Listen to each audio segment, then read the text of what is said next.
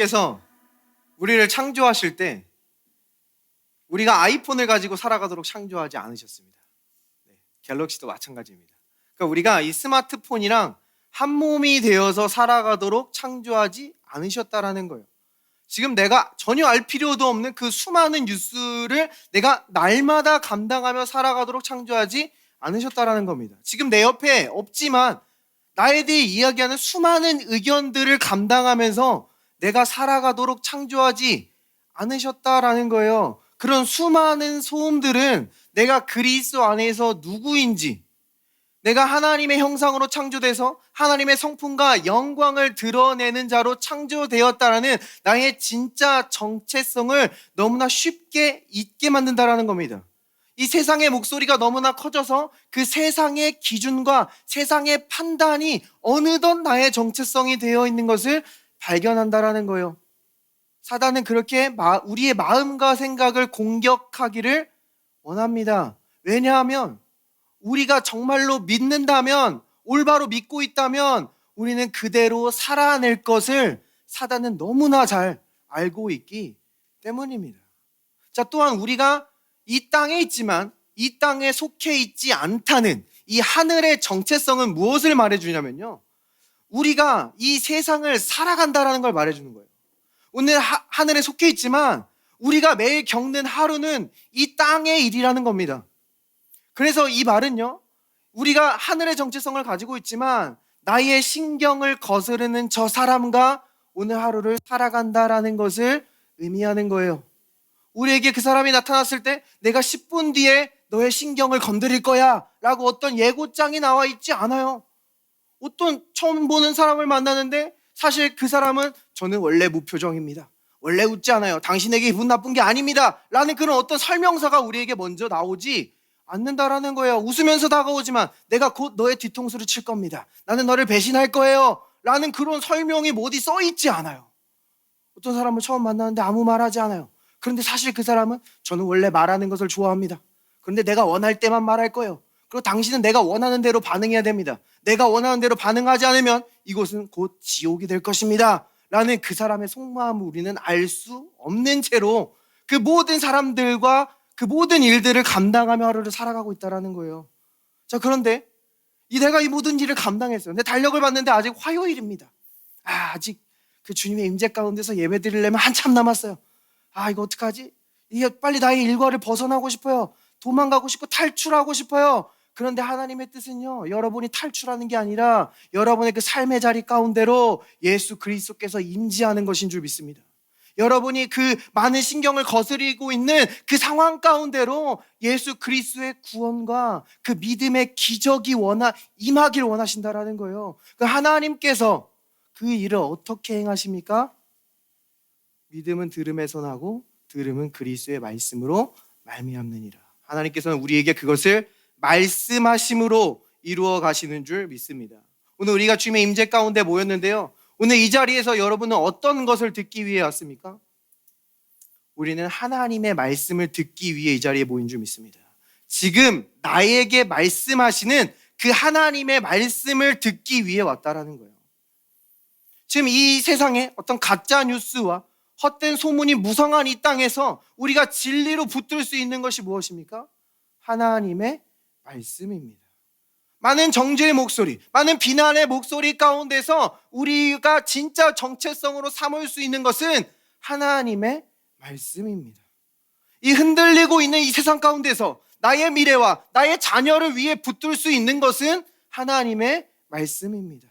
나를 가스라이팅하고 나를 조종하는 내 마음속에 심겨진 그 거짓을 뽑아낼 수 있는 것은 하나님의 말씀이에요. 그래서 하나님께서 오늘 임재의 시간 여러분에게 말씀하시는 줄 믿습니다. 여러분에게 말씀하심으로 여러분의 그 삶의 자리 가운데 임하길 원하신다라는 거예요. 그 가운데 구원을 임하게 하시고 그 가운데 믿음의 기적을 보여주실 거라는 겁니다. 우리 옆 사람에게 인사해 보겠습니다. 하나님이 말씀하십니다. 말씀대로 이룰 것입니다. 아멘. 네, 오늘 저희가 첫 번째로 주목해 보고자 하는 말씀은요, 누가복음 17장에 있는 말씀입니다. 나병 환자 10명이나 나와요. 우리 한번 읽어볼게요. 예수께서 예루살렘으로 가실 때에 사마리아와 갈릴리 사이로 지나가시다가 한 마을에 들어가시니 나병 환자 10명이 예수를 만나 멀리 서서 소리를 높여 이르되 예수 선생님이여 우리를 불쌍히 여기소서 하거늘 보시고 이르시되 가서 제사장들에게 너희 몸을 보이라 하셨더니 그들이 가다가 깨끗함을 받은지라. 그 중에 한 사람이 자기가 나은 것을 보고 큰 소리로 하나님께 영광을 돌리며 돌아와 예수의 발 앞에 엎드려 감사하니 그는 사마리아 사람이라. 예수께서 대답하여 이르시되 10사람이 다 깨끗함을 받지 아니하였느냐? 그 9은 어디 있느냐? 이 이방인 외에는 하나님께 영광을 돌리러 온 자가 없느냐 하시고 그에게 이르시되 일어나 가라 내 믿음이 너를 구원하였느니라 하시더라. 아멘. 근데 지금 여기 나병 환자 10명이 나옵니다. 성경 시대에는 이 많은 나병 환자들이 있었어요. 그런데 이 이스라엘 땅에서 유대 땅에서 나병 환자가 깨끗하게 되는 일은 예수님이 오기 전까지 없었다라는 거예요. 이방인 나아만 장군은 있었는데 이 이스라엘 땅 유대 땅에서 이런 일은 없었다라는 겁니다. 근데 예수님이 오시자마자 이 나병 환자가 깨끗하게 되는 일이 일어나요. 이것은 메시아가 임했다라는 사인이라는 거예요. 구원자가 임했다. 그런데 이 구원자가 임했는데 그에 따른 반응은 두 가지 반응으로 나뉘는 것을 우리는 발견하게 됩니다. 자, 여기 나병 환자 10명이 있었어요. 그들은 지금 여기 성경에서 뭐라고 하고 있어요? 멀리 서서라고 이야기하고 있어요. 그들은 이 율법에 의해서 예수님께 가까이 나올 수 없었습니다. 나병 환자는 일반 사람들에게 가까이 가면 병이 전염될 수도 있고 부정해질 수 있기 때문에 율법에 따라 멀리 서 있을 수밖에 없었다라는 거예요. 그들은 멀리 서서 외칩니다. 예수 선생님이여 나를 불쌍히 여기소서. 그러니까 예수님은 어떻게 반응하십니까? 사실 예수님은요 즉시 치료할 수 있거든요. 다른 곳에서는 일어나 걸어라 바로 얘기하신 적도 있고요. 내가 원하노니 깨끗함을 받으라 말하신 적도 있어요. 근데 여기서는 주님이 특별한 목적을 가지고 다르게 이야기하십니다. 뭐라고 얘기했어요? 보시고 이르시되 가서 제사장들에게 너희 몸을 보이라 하셨더니 그들이 가다가 깨끗함을 받은지라. 그 즉시가 아니라 그들은 제사장에게로 가는 길에 그 길목에서 그들에게 기적이 임했다는 거예요. 그들에게 놀라운 치유의 역사가 임했다라는 거예요. 그런데 여기서 단 한 명만 예수님께로 돌아오는 것을 성경은 보여줍니다. 이 사람 지금 어떻게 돌아와요? 큰 소리로 하나님께 영광 돌리며. 누가는 굳이 이 디테일을 기록하고 있어요. 자, 여러분 기쁜 일이 일어나면 어떡합니까? 갑자기 파이널 면접에 붙으면 어떤 환호성이 나와요? 막 자기만의 표현이 있을 거예요. 와, 대박! 자기만의 그 기쁜 소리가 있을 겁니다. 지금 그 자기만의 그 가장 큰 기쁨을 가지고 주님 앞에 나와왔다라는 것을 지금 우리에게 보여주고 있다라는 거예요. 자, 이 주님 앞에 나와서 감사를 고백하는 자에게 예수님께서는 뭐라고 설명하십니까? 맨 마지막에 이렇게 말씀하십니다. 그에게 이르시되 일어나 가라 내 믿음이 너를 구원하였느니라 하시더라. 여기서 이 구원은요 병을 치유받는 구원이 아닙니다. 나병이 깨끗함을 받는 그게 아니에요. 이미 이 사람은 나병이 치유받았습니다. 병은 치유받았어요. 그럼 여기서 예수님은 지금 뭘 얘기하고 있는 거예요? 너희의 모든 죄가 용서받았느니라. 너는 이제 영원히 하나님의 것이니라. 지금 이 돌아온 사람에게 영원한 생명, 그 영원 구원을 선포하고 계셨던 줄 믿습니다. 자, 여기 지금 구원자가 임했어요. 메시아가 임했어요. 그런데 반응이 완전히 나뉘었다라는 거예요. 그래서 예수님은 질문할 수밖에 없었습니다. 그 9명은 어디 있느냐? 10명이 깨끗함을 받지 않았느냐? 그 9은 어디 있느냐라고 물으실 수밖에 없었어요. 자, 그럼 도대체 이 9명은 누굽니까? 지금 이 9명에 대해서 한번 생각해 봤으면 좋겠어요. 지금 이들이 모두 10명이 나타났을 때 이들은 예수님을 뭐라고 불렀어요? 예수 선생님이요 라고 부릅니다. 여기서 이 선생님이라는 단어는요 간혹 개역개정에서 주여라고도 번역이 돼요. 근데 이 단어는 예수를 주로 시인하면 구원받는다라고 할 때 그 헬라어 단어 퀴리오스라는 단어가 아닙니다. 이 단어는 때로는 랍비, teacher, 마스터로 번역되는 스승, 선생님을 의미하는 그러한 단어라는 거예요. 그러니까 지금 이 사람들은요, 예수님께서 나병을 치유하신다라고 소식을 들었는데 구원자 메시아가 아니라 그런 어떤 뛰어난 선생님이나 랍비 정도로 여기고 주님 앞에 나왔다라는 거예요. 자, 근데 여기까지는 공통분모입니다. 10명이 동일하게 생각했어요. 근데 이제부터 반응이 다르게 나타나는 것을 보게 됩니다. 예수님께서 이들에게 뭐라고 얘기했어요? 제사장에게로 가서 보여라. 그래서 이들은 지금 제사장에게로 갑니다. 근데 이 예수님이 하신 말씀은요, 율법이라는 거예요.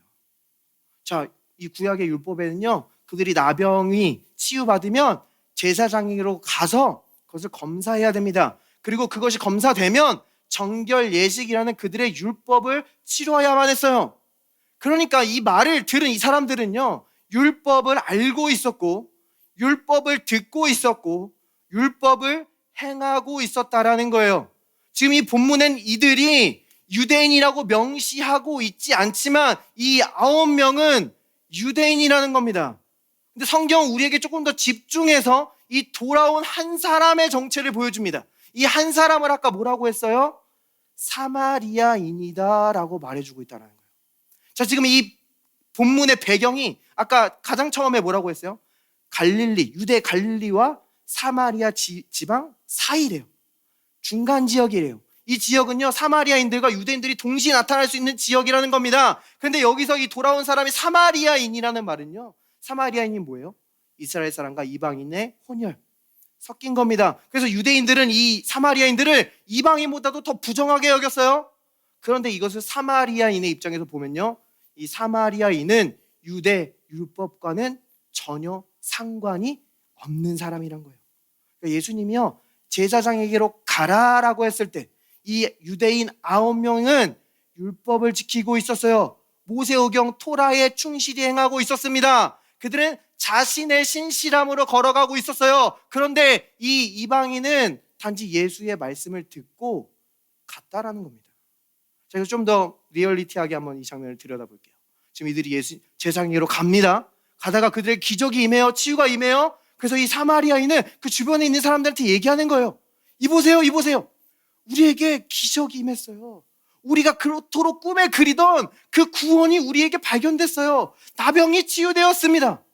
이 놀라운 일이 임했으니까 우리에게 그 놀라운 일을 행하신 그분께로 가서 우리 감사 인사라도 전합시다. 근데 유대인들은요, 기가 막혀요. 아니, 이 나병이 치유받았으면 우리는 제사장에게로 가야 돼요. 제사장에게로 가서 검사하고 정결 의식을 행해야 돼요. 우리는 율법을 따라야 돼요. 토라를 따라야 돼요. 근데 이 사마리아인은 이것이 기가 막힙니다.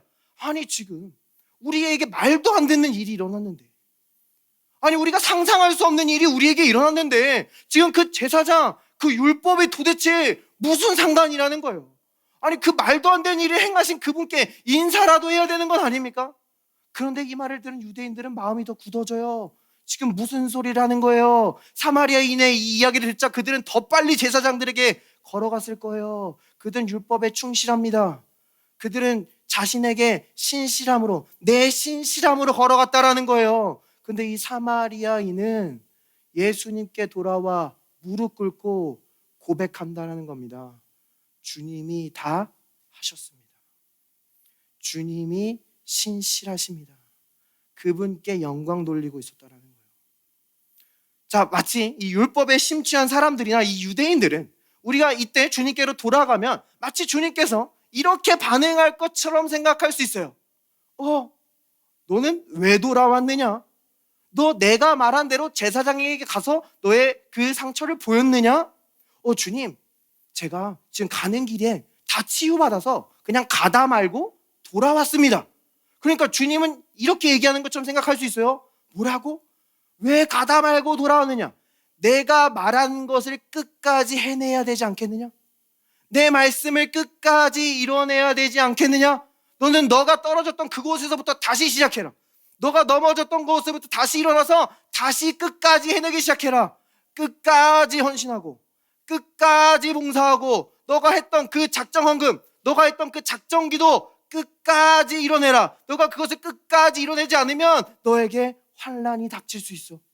너가 그것을 끝까지 해내지 않으면 너에게 심판이 임할 거야. 너에게 예비된 이 축복이 너의 삶 속에 보류될 수도 있어. 너는 주의 말씀을 끝까지 지켜내라. 율법을 끝까지 지켜내라. 너의 성실함을 나에게 끝까지 보여라 라고 말하는 것처럼 생각하고 살아가시는 분들이 있을 수 있다는 겁니다. 자, 그런데요, 이 예수님의 반응은 어땠어요? 예수님은 뭐라고 했어요? 나머지 9은 어디 있느냐라는 거예요. 그러니까 왜 끝까지 해내지 않았느냐가 아니라 왜 나에게 오지 않았느냐라는 거예요. 왜 나에게 와서 구원을 받지 단지 너의 신실함으로만 걸어가려 하느냐라고 주님은 말하고 있다는 겁니다. 지금 주님께 돌아온 이 행위를요, 성경은 뭐라고 했어요? 하나님께 영광 돌리는 거라고 했어요.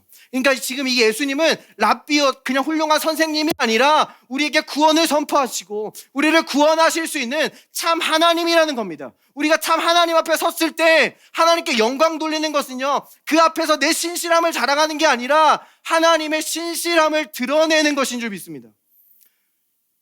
누가는요, 이것을 지금 의도적으로 기록하고 있는 거예요. 누가복음은요, 1차적인 청중이 유대인입니다. 유대인들은 자신들이 선택받은 자요, 특별한 자라고 여겼어요. 그들에게 율법이 주어졌습니다. 그들은 율법에 신실하다고 여겼어요. 근데 그들의 신실함이 하나님의 영광과는 전혀 상관이 없다라는 거예요. 그들은 율법에 신실한 것처럼 보이지만 사실 그들에게 진정한 변화와 구원을 전혀 가져다 줄 수 없다라는 겁니다. 그리고 더 중요한 것은요, 하나님은 그들이 신실하지 못해서 화가 나지 않았다라는 거예요. 하나님은 너희가 신실하지 못함을 안다라는 거예요. 충분히 알고 있다라는 거예요. 너희가 할 수 없기 때문에 내가 메시아 예수 그리스도를 너희에게 보냈는데 너희는 너희의 신실함에 집중하느냐, 내 구원자 메시아를 놓치고 보지 못하고 있는 것이 내가 정말 속상하구나 말씀하고 계신 줄 믿습니다. 우리는 우리의 삶 속에서 때로 나의 신실함과 나의 성실에 매몰될 때가 있어요. 내가 더 성공하고 내가 더 신실하고 내가 더 열심히 해서, 이 나의 열심은요, 그런데 그것과 하나님의 영광과 무관할 수 있다는 겁니다. 단지 나의 노력, 단지 나의 열심일 수 있다는 거예요. 주님은요, 단지 그 상황에서 내 열심이 아니라 예수 그리스도를 받아들이게 원하실 수 있어요. 내 그 모든 문제, 그 두려움, 그 환난 가운데 문두드리고 계시는 그 예수님을 단순히 초청하기를 원하고 있으실 수 있다는 겁니다. 여기서 잠시 샛길로 빠져서요, 이 말씀과 함께 많이 오해되고 있는 본문이 있어요. 이 말씀을 이것과 함께 같이 다뤘으면 좋겠습니다. 예수님은 마태복음에서 이렇게 말씀하신 적이 있거든요. 더러운 귀신이 사람에게 나갔을 때에 물 없는 곳으로 다니며 쉬기를 구하되 쉴 곳을 얻지 못하고 이에 이르되 내가 나온 집으로 돌아가리라 하고 와보니 그 집이 비고 청소되고 수리되었거늘 이에 가서 전보다 더 악한 귀신 7을 데리고 들어가서 거하니 그 사람의 나중 형편이 전보다 더욱 심하게 되느니라. 이 악한 세대가 또한 이렇게 되리라. 자, 이 말씀이요, 간혹 만약 우리가 예수 그리스도를 믿었는데도 불구하고 우리가 범죄하거나 우리가 어떤 악한 일에 연루되면은 이 악한 사단이 우리를 다시 사로잡고 우리 안에 들어와서 우리의 형편은 전보다 더 안 좋게 된다라고 그렇게 잘못 믿는 경우가 있는 것을 보게 됩니다. 근데 진리는 그게 아니라는 거예요. 여러분이 예수 그리스도를 영접하면 여러분 안에 성령이 임해요. 여러분은 하나님의 성전이 됩니다. 그 성령 하나님은 다시는 떠나가지 않는다라는 거예요. 여러분은 영원히 하나님의 것이라는 겁니다. 그러므로 사단은 다시 여러분을 사로잡고 여러분에게 들어올 수 없다라는 거예요. 자, 그러면 지금 이 말씀이 말하고 있는 건 뭡니까? 예수님께서 이스라엘 땅에 오셨어요. 와서 치유합니다. 많은 귀신들을 내쫓고 있어요. 그래서 여기 지금 집이 수리되고 청소된대요. 근데 이 성경에서 이 하나님의 집은요, 이스라엘로 비유됩니다. 그러니까 지금 이 이스라엘 땅에서 예수님은 치유하고 귀신들을 내쫓고 청소하고 수리하고 있어요. 그런데 그들이 이 예수님의 사역과 예수님의 치유를 경험하고도 예수 그리스도를 영접하지 않는다면 너희에게는 다른 해답이 없다라는 것을 이야기하고 있다는 거예요. 이 악한 세대가 또한 이렇게 되리라. 지금 이 유대인들이 예수님이 이렇게 놀라운 일을 행함에도 불구하고 이 예수님을 영접하지 않기 때문에 그들은 결국 그들이 의지하던 그 성전이 불타게 되고 뿔뿔이 흩어지게 될 것에 대한 그 예언적인 말씀을 우리에게 보여주고 있다는 겁니다. 우리의 일상생활에서도요, 우리가 어떤 전도 집회나 기름 부으심이 있는 집회 가운데 예수님을 아직 영접하지 않는 사람이 참여했다가 어떤 치유나 어떤 귀신 내쫓임을 경험할 수 있어요. 그런데도 불구하고 예수님을 영접하지 않으면 그 사람에게는 또 다른 해결책이 없다라는 것을 말하는 것인 줄 믿습니다. 그러므로 우리가 주님을 믿다가 넘어지고 잘못했을 때 귀신이 다시 우리를 사로잡는다라는 이 악한 마귀의 거짓말은 예수 그리스도의 이름으로 결박하고 우리가 거절해야 되는 줄 믿습니다. 이 나병 환자의 이야기 가운데서도요, 이 유대인들 9명이 예수 그리스도의 치유를 경험했어요. 그런데 그들은 여전히 자신의 신실함으로 걸어갔다라는 거예요. 여전히 율법 지킴과 토라의 충실함으로 그들의 삶을 걸어갔다라는 거예요. 거기다가 이 지금 현대 설교자들이 그들의 힘을 보탭니다. 당신들은 예수 그리스도를 위해 죽기까지 충성해야 됩니다. 이 성경에 있는 그 도덕적 가치를 여러분의 삶에 구현해내기 위해 죽기까지 몸부림쳐야 됩니다. 이것은 여러분에게 굉장히 중요한 일입니다. 강조해서 말해요. 자, 그런데요, 예수님이 오시기 전에 이미 율법이 우리에게 충분히 요구했다는 거예요. 우리에게 이미 이 충실할 것을 충분히 요구했어요. 그런데 아무도 하나님의 영광에 이르지 못하고 깨지고 부서졌습니다. 그래서 우리가 할 수 없기에 예수께서 우리의 자리에 오셔서 십자가에서 죽기까지 충성하심으로 우리의 지혜와 의와 구원과 거룩함이 되어주신 줄 믿습니다. 그러므로 이 이야기 가운데서요, 예수님께서 제사장에게 가라 말씀하실 때 사실 온전한 대제사장 예수 그리스도는 그들 바로 앞에 서 있었다라는 거예요. 그들이 인간 제사장들이 아무리 동물의 제사를 드리고 아무리 동물의 피로 그들의 죄를 씻으려고 했지만 씻을 수 없었던 그 죄를 예수님께서, 온전한 대제사장 예수께서 단번에 영원히 완전한 제사를 드리셔서 우리를 온전하게 하여 주신 줄 믿습니다. 우리가요, 우리 삶에 어떤 좋은 일들이 일어날 때 우리는 그 이유를 나에게서 찾을 수 있어요. 아, 그래도 내가 저 사람보다는 좀 성실했어. 그래도 내 외모가 저 사람보다는 조금 더 괜찮은 것 같아. 그래도 내가 인맥 관리 좀 해놨어. 이 이유를 나에게 찾을 수 있어요. 나에게 그 이유를 찾을 때 사실 우리는 감사를 잃어버리게 됩니다. 내 삶에 일하고 계시는 예수 그리스도를 놓치게 된다라는 거예요. 그리고 그 이유는 오히려 나에게 속박이 됩니다. 내가 성실해서 성공한 거면 난 앞으로 더 성실해야 돼요. 내가 총명해서 성공한 거면요, 내 총기를 더 갈고 닦아야 됩니다. 그러나 그 나의 성실이 결국 나에게 구원을 가져다 주지 않는다라는 것을 우리는 발견할 수밖에 없게 된다라는 거예요. 자, 그런데 이 돌아온 한 명, 이 사마리아인은요, 충분히 성실하지도 않았어요. 이 한 명은요, 충분히 율법을 알지도 않았어요. 그저 자신이 아프다라는 것을 알고 있었고 내가 은혜로 구원받았다라는 것을 알고 있었습니다. 그래서 하나님 앞에 나와 감사합니다. 감사는 우리의 행위가 아니에요. 감사는 누군가가 내 대신 무엇을 했다는 고백인 줄 믿습니다. 그리고 그 감사는요, 결국 하나님께 영광 돌리는 충실한 삶으로 우리를 인도한다라는 거예요. 이게 복음입니다. 이게 복음이에요. 내 신실함이 아니라 예수님의 신실함입니다. 내 충실함이 아니라 하나님의 충실함이라는 거예요. 성경은 이것을 분명히 얘기해요. 이것을 율법과 은혜로 분명하게 구분합니다. 율법은요, 내 신실함으로 무엇을 얻어내는 시스템이에요. 은혜는요, 예수님의 신실함으로 내가 거저받는 시스템이라는 겁니다. 이 신약에서 이 복음의 정수를 우리에게 말해주고 있는 이 로마서, 이 바울의 그 교리의 핵심, 로마서에서 바울은 우리에게 이렇게 얘기하고 있는 것을 보게 돼요. 우리가 육신에 있을 때에는 율법으로 말미암는 죄의 정욕이 우리 지체 중에 역사하여 우리로 사망을 위하여 열매를 맺게 하였더니 이제는 우리가 얼매였던 것에 대하여 죽었으므로 율법에서 벗어났으니 이러므로 우리가 영의 새로운 것으로 섬길 것이요 율법 조문에 묵은 것으로 아니할진지라. 바울은요, 가장 처음에 우리가 육신에 있을 때에는 이라고 말하거든요. 그런데 이게 우리가 분명히 해야 돼요. 우리가 예수 그리스도를 영접하면요, 우리는 영에 있는 겁니다. 바울은 로마서 8장에서 딱 유일한 기준을 얘기해요. 우리 안에 성령이 거하시면 우리는 영에 있는 거라고 얘기해요.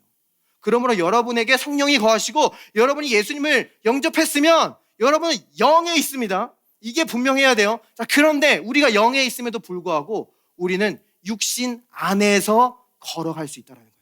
영을 따라 걷는 게 아니라 육신을 따라 걸어갈 수 있다라는 겁니다. 이 로마서 7장에서 이 육신 안에 있을 때에는요, 우리가 육신 안에서 걸어가는 걸 말하는 거예요. 사도 바울이 지금 예수님을 영접하기 전을 이야기하는 게 아닙니다. 우리가 예수님을 영접하기 전에는요, 어떤 죄의 정욕과의 싸움이 없습니다. 죄의 정욕과 하나 됐어요. 이미 한 마음 한 뜻으로 살아갑니다. 그런데 우리가 예수님을 영접하고 난 뒤에 우리가 율법을 지키려고 하면 지킬수록 이 죄의 정욕을 발견하게 된다는 거예요. 우리가 예수님을 영접한 뒤에 율법을 붙들고 있으면 지금 사도 바울 뭐라고 해요? 율법으로 말미암는 죄의 정욕이라는 거예요. 율법이 우리의 육신의 죄를 활성화시킨다라는 것을 우리에게 말해주고 있는 겁니다. 이것은 율법의 본질이에요. 율법이 왜 주어졌습니까? 율법은 우리의 육신을 활성화시켜서 끝까지 몰아서 우리가 할 수 없는 죄인임을 깨닫고 우리의 구원자 예수 그리스도께로 인도하기 위해 디자인되었다라는 거예요. 그러므로 이스라엘 백성들이 시내산에서 율법 받았을 때, 십계명 받았을 때 어떻게 돼요? 바로 금송아지, 우상숭배, 범죄하고 3,000명이 죽는 이 사망의 열매를 맺는 것을 성경은 우리에게 보여주고 있다라는 겁니다. 자, 그래서 사도 바울은 우리가 지금 이 율법에서 어떻게 됐다고 말해주고 있어요? 이제는 우리가 얽매였던 것에 대하여 죽었으므로 율법에서 벗어났으니 라고 말해요. 율법에서 벗어났대요. 사도 바울은 이것을 분명히 얘기해야 되었어요. 왜냐하면 이 율법은 우리의 육신의 죄를 활성화시키기 때문에 교회의 죄를 더하기 위한 방법은 뭐예요? 율법을 강화하는 겁니다. 아주 강력한 율법을 주는 거예요. 그럼 이 율법주의가 되면 될수록 우리는 세속주의가 됩니다. 우리가 종교적이면 종교적일수록 가장 세속적인 모습으로 살아간다라는 거예요. 이것은 이스라엘 역사를 통해서 우리에게 분명히 증거된 겁니다. 하나님은 교회가 거룩하길 원하시지만 그것이 우리에게 율법을 더하는 방식이 아니라는 거예요. 지금 우리가 율법에서 벗어났대요. 율법에 대하여 죽었대요. 이렇게 사도 바울이 2번이나 강조해서 얘기하는 이유는 무엇입니까? 율법이 없으니까 이제 마음대로 죄를 짓자 이 말을 하려는 게 아니에요. 율법이 할 수 없는 그것을 우리가 해내게 하기 위해서입니다. 율법에서 벗어난 이유 첫 번째예요. 그리고 두 번째는요, 이 율법이 잘못되었기 때문에 율법에 대해서 벗어났다 말하는 게 아니에요. 율법은 온전해요. 십계명은 선합니다. 그런데 우리 육신이 잘못됐다는 거예요. 우리 육신의 죄가 잘못돼서 이것은 우리의 죄를 불러일으킨 거라는 겁니다. 그래서 하나님은요, 우리를 거룩하게 하는 방법이 율법을 더하는 게 아니라 성령을 따라 걷게 하기 위함이에요. 성령을 따라 걷기 위함이다. 율법은 육을 활성화시키고요, 은혜는 성령을 활성화시킨다라는 거예요. 로마서 8장 우리에게 분명히 이야기합니다. 율법이 육신으로 말미암아 연약하여 할 수 없는 그것을 하나님은 하시나니 그 죄로 말미암아 자기 아들을 죄 있는 육신의 모양으로 보내요. 육신의 죄를 정하사 육신을 따르지 않고 그 영을 따라 행하는 우리에게 율법의 요구가 이루어지게 하려 하심이라. 율법이 할 수 없는 그것을 누가 하신대요?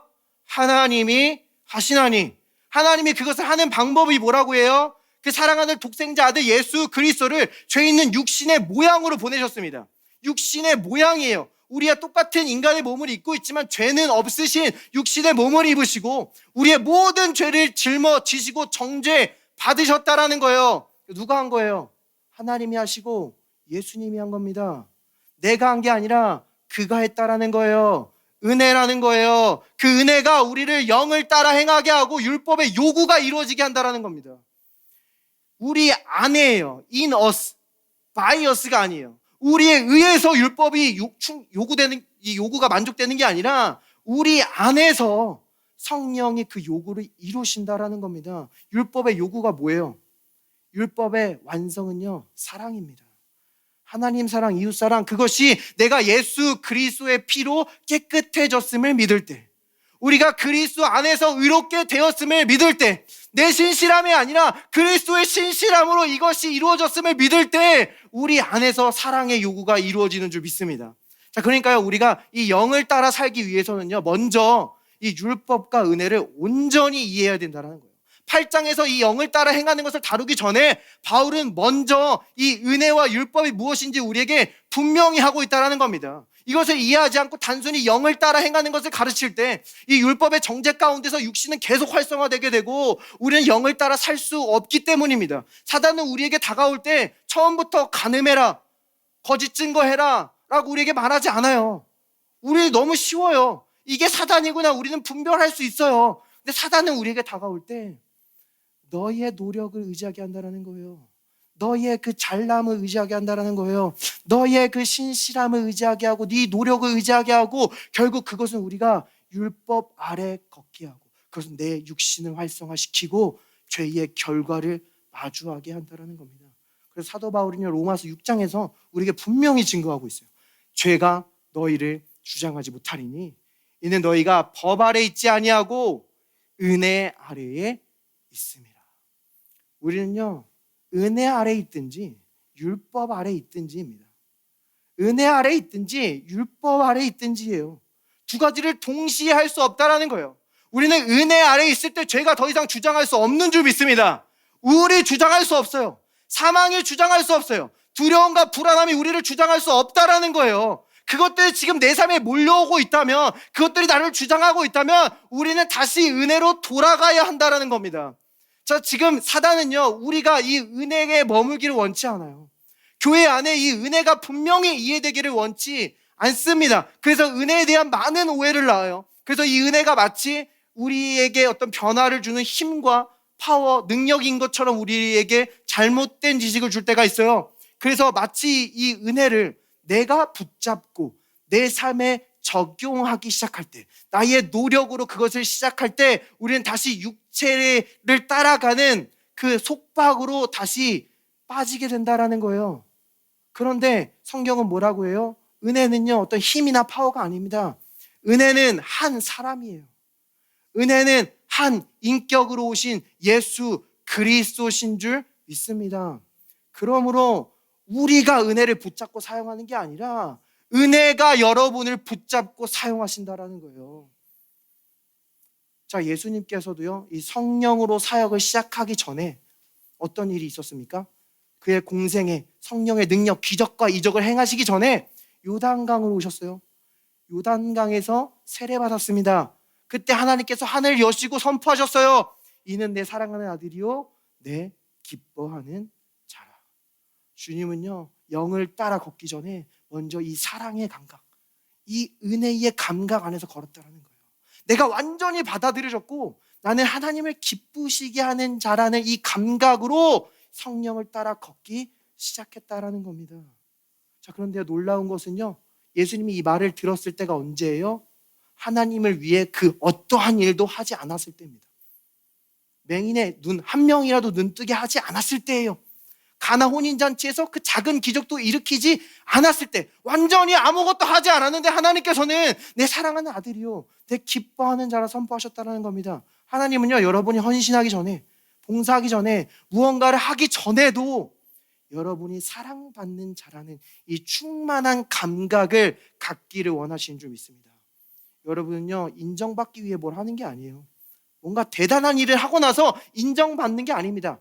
우리가 세상에서도 어떤 사람의 인정받고자 할 때, 사람의 어떤 시선을 의식할 때 그 시선과 사람의 말이 나의 삶에 어떤 권세처럼 작용하는 것을 보게 된다라는 거예요. 그런데 우리는 그 말들을 신경 쓸 필요가 없습니다. 그 말을 믿고 그 판단을 믿고 그 평가를 믿을 필요가 없다라는 거예요. 우리를 사랑하시는 그 하나님의 시선 앞에서 살아가기를 원하신다라는 겁니다. 우리의 사랑하는 어린 자녀들이 부모님 앞에 재롱 떨 때에, 노래하고 춤출 때에 그들은 이렇게 생각하지 않아요. 저 부모님이 나를 어떻게 생각하시지? 나를 어떻게 평가하실까? 그런 걸로 스트레스 받고 위축되지 않는단 말이에요. 왜냐하면 이 부모님이 나를 너무나 사랑하신다라는 걸 알고 있기 때문입니다. 마찬가지로 우리도요, 그저 우리를 사랑하시는 그 하나님의 시선 앞에서 살아가는 거예요. 우리가 그 사랑의 감각을 느낄 때 우리는 어느덧 성령을 따라 걷게 되고, 성령에서 난 것은 이 세상을 이기는 줄 믿습니다. 이것은요, 우리의 삶의 실제적인 돌파구를 가져다주는 하나님의 지혜와도 연결되어 있어요. 이 지혜도요, 이 은혜의 원리와 동일합니다. 자, 근데 바울은 이 지혜에 대해서 얘기할 때 두 가지 지혜가 있음을 말해주고 있어요. 나는 세상의 지혜로 행하지 아니하고 하나님의 은혜로 행한다라고 말해요. 그러니까 이 세상에 있는 육신의 지혜와 하나님의 지혜가 있다라는 것을 분명히 얘기해 주는 거예요. 하나님은요, 마치 의인에게만 비를 내리시고 악인에게는 비를 안 내리시지 않는 것처럼 하나님은 이 모든 사람에게, 모든 지구에게 지혜를 주십니다. 그래서 이 지구와 나라와 이 인류에게 지혜를 주셔서 풍성한 삶을 살 수 있도록 인도해 주세요. 그래서 애굽에도요, 지혜자들이 있었어요. 바벨론에도 지혜자들이 있었어요. 그러나 이 애굽의 지혜자들은 요셉의 지혜를 따라올 수 없었던 줄 믿습니다. 다니엘과 세 친구가 이 바벨론의 지혜자들보다 10배는 뛰어났다고 성경은 분명히 말하고 있다는 거예요. 마귀 사단도요, 지혜가 있어요. 그는 천사였습니다. 엄청난 지혜가 있어요. 근데 그가 지혜의 근원이신 하나님을 떠날 때 그 지혜가 부패했다라는 거예요. 하나님 지혜를 빼앗진 않으셨어요. 근데 하나님을 떠날 때, 지혜이신 하나님을 떠날 때 부패했습니다. 솔로몬 왕도요, 그가 엄청난 지혜가 있었죠. 근데 말년에 하나님을 떠날 때 그의 지혜가 부패합니다. 마귀가 지혜가 있다라고요. 그래서 마귀는 이 지혜를 가지고 젊은 세대에게 다가옵니다. 문화와 음악과 여러 가지 기술들로 접근해요. 그런데 이 지혜는 부패한 지혜라는 거예요. 위로부터 난 지혜는 순결하고 화평하고 의의 열매를 맺어요. 근데 이 부패한 이 지혜는 부패했어요. 다른 목적이 있다라는 거예요. 그들에게 다가오지만 그들의 주머니를 노립니다. 그들의 젊음을 노려요. 그들의 생명을 노려요. 그들의 무언가를 빼앗길 원한다라는 거예요. 근데 하나님께서 우리에게 주신 지혜는 구원에 이르는 지혜인 줄 믿습니다. 우리의 삶의 모든 영역에서 하나님의 구원의 열매를 맺는 지혜라는 거예요. 짧게 이 두 가지 지혜에 대해서 한번 나눠볼게요. 이 두 가지 지혜가요, 이 요압의 이야기 가운데 나옵니다. 다윗의 이 장군이었죠. 이 요압의 이야기 가운데 나오는데, 사실 이 하나님의 지혜와 육신의 지혜가 겉으로 보기에는 분별하기가 쉽지 않다라는 거예요. 요압의 이야기 가운데 지혜로운 여인이 2명 나와요. 근데 이 지혜로운 여인이 누가 하나님의 지혜고 누가 육신의 지혜인지 언뜻 봐서는 티가 나지 않는다라는 겁니다. 이 사무엘서 14장의 이야기를 제가 짧게 설명해 드릴게요. 지금 이 상황은요, 다윗의 아들 압살롬이 그 다른 형 암논을 죽이고 그것을 왕으로 도피했을 때입니다. 자, 이때 이 요압 장군은 압살롬이랑 다윗이 화해하길 원했어요. 이 압살롬이 다시 다윗 왕궁으로 돌아오길 원했습니다. 그래서 그는 드고아의 지혜로운 여인을 부릅니다. 이 여인을 불러서 그에게 요압의 말을 심어줘요. 그리고 다윗에게 위장해서 어떤 재판거리가 있는 것처럼 다윗에게 다가갑니다. 이 여인은 다윗에게 이렇게 말해요. 왕이시여, 저에게 2명의 아들이 있습니다. 그런데 이 2명의 아들이 들에서 싸우다가 1명을 죽였어요. 그런데 지금 사람들이 율법에 따라 살인한 자는 죽여야 된다고 해요. 그래서 이 내 나머지 아들도 죽이려고 합니다. 자, 그러면 나에게 남은 아들이 없어요. 그럼 내 유업은 누가 있습니까? 왕이시여, 이 아들을 지켜주소서라고 요청해요. 이 말을 듣자 다윗 왕은 선포합니다. 그 아들의 머리카락 한 올도 떨어지지 아니하니라. 다윗은 이 아들을 지켜주기로 약속했어요. 자, 그런데 갑자기 이 드고아의 지혜로운 여인의 대화의 화살이 다윗을 향합니다. 그런데 왕이시여, 왕은 왜 자기 형제와 싸우고 도망간 압살롬을 불러오지 않는 것입니까? 다윗은 뜨끔해요. 놀랍습니다. 자, 근데 이 이야기가요, 마치 하나님의 선지자의 이야기와 거의 동일하다는 거예요. 심지어 이 여인은 드고아 출신입니다. 드고아의 뜻이 뭐예요?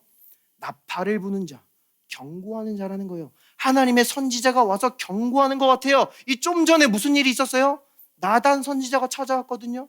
다윗이 이 우리아를 죽였기 때문입니다. 찾아와서 이야기해요. 왕이시여, 어떤 사람에게 양이 엄청 많습니다. 근데 어떤 사람은 양이 하나밖에 없어요.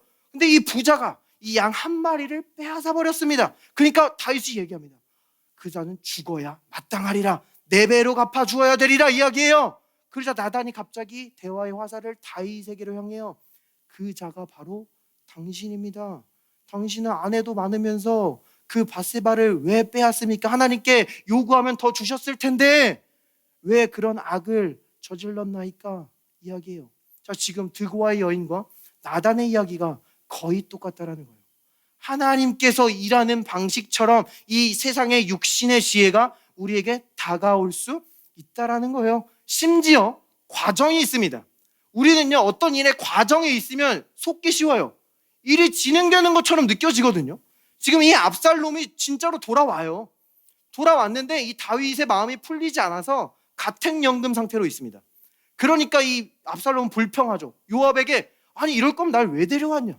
좀 뭔가 방법을 취해라. 그래서 이 요압이 중재해가지고 이 다윗과 만나게 합니다. 그래서 화해의 키스를 하는 듯해요. 그런데 그 길로 압살롬은 반역을 시작했다는 거예요. 다윗은 결국 도망가는 신세가 되었다는 겁니다. 자, 그러니까요, 하나님의 지혜는 우리 이 세상의 지혜는 마치 하나님의 지혜처럼 다가올 수 있어요. 근데 그 출처가 어디예요? 하나님이 아니라 인간 요압이라는 겁니다. 과정이 있을 수 있어요. 일이 진행되는 것처럼 보입니다. 그런데 그것은 겉으로는 화해하는 것 같고 겉으로는 무마되는 것 같은데 안으로는 그들의 마음을 바꿀 수 없었고 그것은 결국 이 다윗과 압살롬의 전쟁으로 이어지게 되는 이야기를 우리에게 보여준다는 거예요. 이게 세상의 지혜입니다. 열매가 없어요. 결과가 없어요. 그럼 하나님의 지혜는 뭐가 다릅니까? 이 두 번째 이야기에서 이 하나님의 지혜가 드러납니다. 두 번째 이야기는 이 압살롬의 반란이 진압돼요. 그리고 이제 베냐민 사람 비그리의 아들 세바라는 사람이 반란을 일으킵니다. 근데 이때 이 세바는 다윗을 대적하지 않았어요. 단지 다윗을 따르지 않게 합니다. 다윗을 따르지 않게 함으로 왕국을 분열시켰다는 거예요. 마찬가지로 사단은요, 우리가 막 하나님을 대적하지 않더라도 예수님을 따르지 않게 함으로 나의 육신의 힘과 나의 노력을 따르게 함으로 우리에게 임한 이 하나님 나라를 흔들 수 있다는 거예요. 우리에게 임한 그 성령 안에 있는 화평과 기쁨을 빼앗을 수 있다는 겁니다. 자, 그래서 이 세바는 이 반란을 일으켜서 이 많은 사람들이 세바를 따르게 되고 이 다윗은 이 요압 장군을 파견하죠. 그런데 이 이스라엘 최북단 아벨성으로 숨습니다. 그래서 요압은 그 아벨성을 둘러싸고 그 성을 무너뜨리려고 해요. 그때 아벨성에 있는 지혜로운 여인이 요압에게 이렇게 말하는 것을 보게 됩니다. 그 성읍에서 지혜로운 여인 한 사람이 외쳐 이르되 들을지어다 들을지어다 청하건대 너희는 요압에게 이르기를 이리로 가까이 오라 내가 내게 말하려 하노라 한다 하라.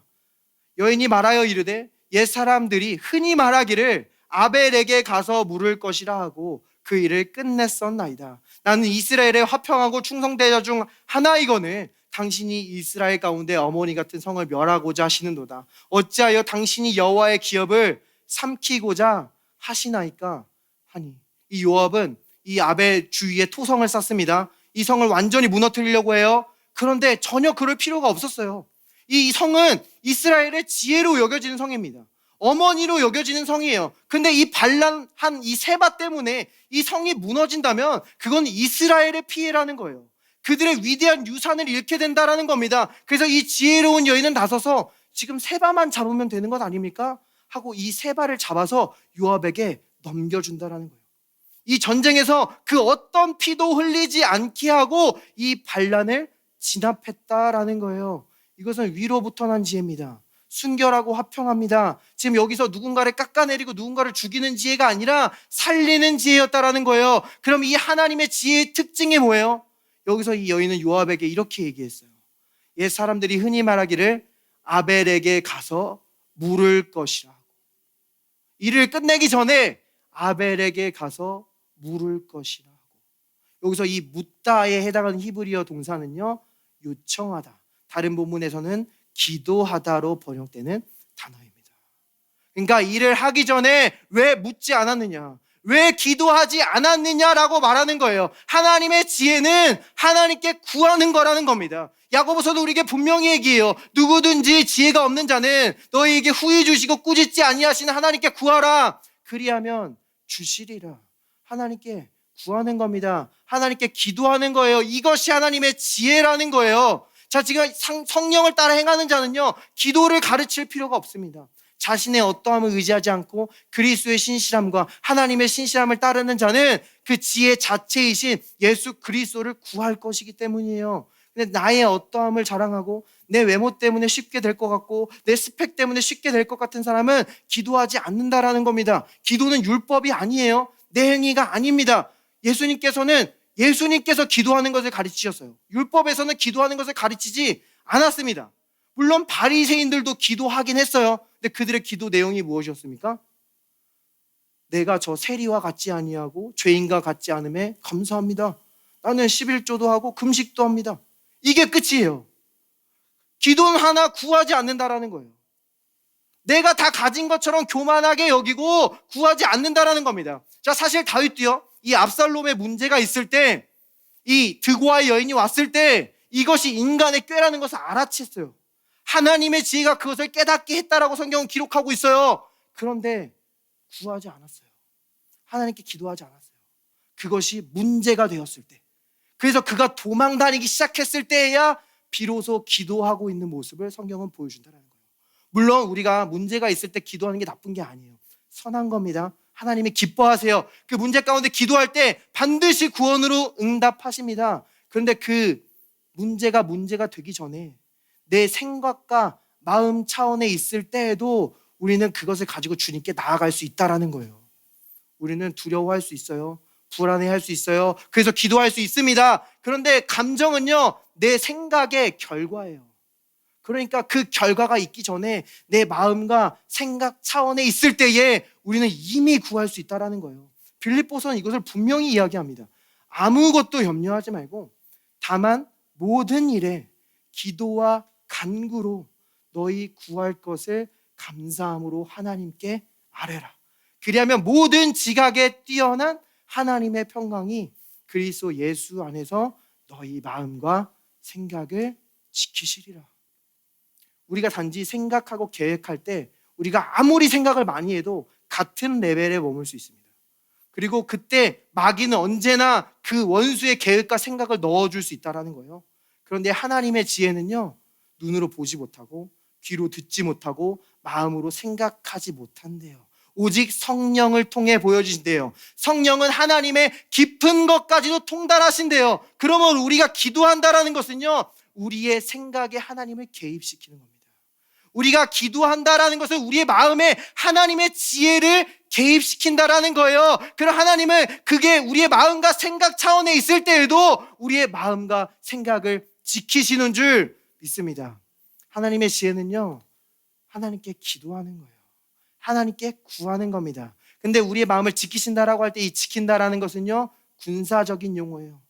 여러분이 기도할 때 하나님은 이 하늘의 군단을 여러분의 마음과 생각 가운데 파견하여 주시는 줄 믿습니다. 그래서 그러면 여러분의 생각이 두려움으로 가지 않도록, 여러분의 그 마음이 불안으로 가지 않도록, 여러분의 그 걱정거리가 파국으로 치닫지 않도록 이 하늘의 군대가, 이 모든 지혜보다 뛰어나신 하나님의 지혜와 평강이 여러분의 생각과 여러분의 마음과 여러분의 가정과 여러분의 사업과 여러분의 모든 것을 지켜주실 줄 믿습니다.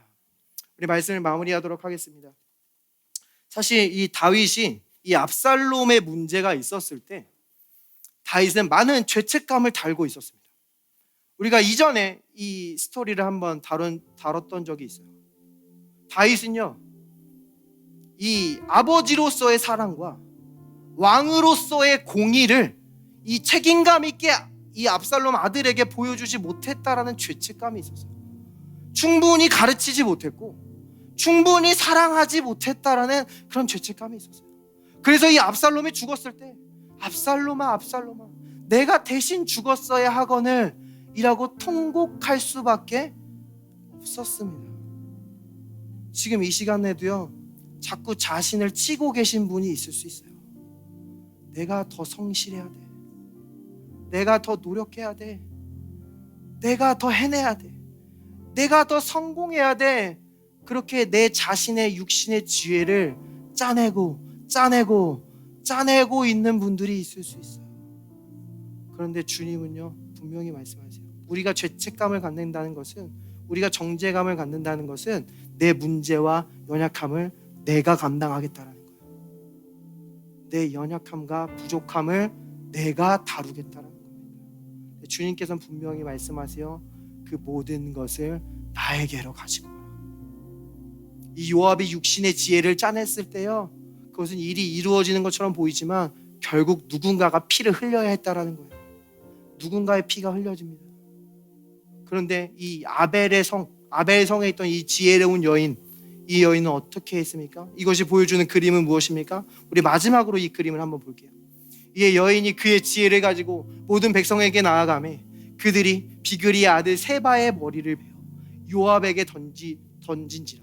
이 요압이 나팔을 불매 무리가 흩어져 성읍에서 물러나 각기 장막으로 돌아가고 요압은 예루살렘으로 돌아와 왕에게 나아가니라. 여기서 나타난 하나님의 지혜는요, 이 반역자 한 명만 피 흘리는 겁니다. 이스라엘 전체가 피 흘리는 게 아니에요. 아벨 성 전체가 피 흘리는 게 아니에요. 그들의 유업과 그들의 유산을 희생하는 방법이 아니었습니다. 이것이 보여주는 그림은요, 이 비그리의 아들 세바, 비그리의 뜻은요 장자라는 뜻이에요. 그 의미는 선택된 자로 확장됩니다. 세바의 이름의 뜻은요 일곱, 완전함이라는 의미가 있어요. 그리고 그것은 또한 맹세하다, 언약하다라는 이중적인 의미를 가지고 있습니다. 그러니까 하나님의 지혜는요, 이 선택된 자, 이 완전한 자가 그 한 명이 피 흘리는 거라는 거예요. 예수 그리스도의 장자, 이 하나님의 장자 예수 그리스도께서 우리의 반역의 자리에 서셔서 그 한 분이 피 흘리심으로 그 모든 언약과 맹세를 성취하는 거라는 겁니다. 우리가 피 흘리는 게 아니에요. 우리가 정죄감을 가지고 우리가 죄책감을 짊어지는 게 아닙니다. 우리의 피에는 능력이 없어요. 오직 죄 없으신 예수 그리스도의 보혈에만 구원의 능력이 있는 줄 믿습니다. 그리고 이 세바가 죽은 이 아벨 성, 아벨의 의미가 뭐예요? 슬퍼하다, 애도하다라는 의미예요. 이중 의미예요. 또한 목초지, 푸른 풀밭이라는 의미가 있어요. 그래서 이 성경에서 가장 처음 사용될 때 이 요셉이 죽은 것으로 보여져서 야곱이 슬퍼하고 애통하다 할 때 사용돼요. 또한 이 많이 푸르고 풍성한 성읍에는 이 아벨이라는 이름이 붙습니다. 그러니까 말해주는 게 뭐예요? 하나님의 지혜는요, 우리의 어떤 슬픔과 애도도 풍성함으로 바꾸고도 남는 줄 믿습니다. 하나님의 지혜는 아벨성을 지켰어요. 우리의 유업을 지키십니다. 우리의 유산을 보호하신다라는 거예요. 성경은 이 지혜를 믿음으로 구하고 조금도 의심하지 말라라고 이야기해요. 우리의 가정의 지혜가 필요합니다. 우리 사업의 지혜가 필요해요. 우리 내 학업에, 내 진로에, 내 비전의 지혜가 필요합니다. 여러분이 믿음으로 구하면 그곳에 지혜가 있을 것입니다. 여러분이 화목하고자 할 때 그곳에 화목하게 하는 지혜가 있을 거예요. 여러분이 하나님께 영광 돌리고자 할 때 여러분은 높이는 영광된 지혜가 있을 겁니다. 여러분이 믿고 구할 때 십자가의 승리로부터 반드시 이 지혜가 흘러들어갈 줄 믿습니다. 이 좋은 예수 그리스도를 아직도 영접하지 않으신 분이 있다면 저와 함께 기도했으면 좋겠어요. 예수님께서 십자가에서 죽기까지 신시하심으로 나는 구원받았습니다. 온전한 은혜입니다. 나는 은혜 아래 있습니다. 감사합니다. 예수님의 이름으로 기도합니다. 아멘. 우리 모든 그레이스 하우스를 축복하며 기도합니다. 주님, 이번 한 주를 살아갈 때 하늘의 그 십자가로부터 충만한 지혜를 부어 주시옵소서. 우리가 무엇을 해야 할지 알게 하시고, 우리가 누구를 만나야 할지 알게 하시고, 무엇을 피해야 할지 알게 하시고, 아니 우리가 그 모든 것을 알지 못할지라도 그 하나님의 지혜가 우리를 붙들어서 하나님의 영광을 위해 사용하여 주시옵소서. 이 시간 모든 머리 위에 충만한 은혜가 있을지어다. 모든 사단의 결박은 떠나가고 하나님의 평강이 임할지어다. 우리의 마음과 생각을 그 우리의 모든 지각에 뛰어난 하나님의 평강이 지켜 보호하여 주시옵소서. We prayed in Jesus' name. Amen. Praise the Lord.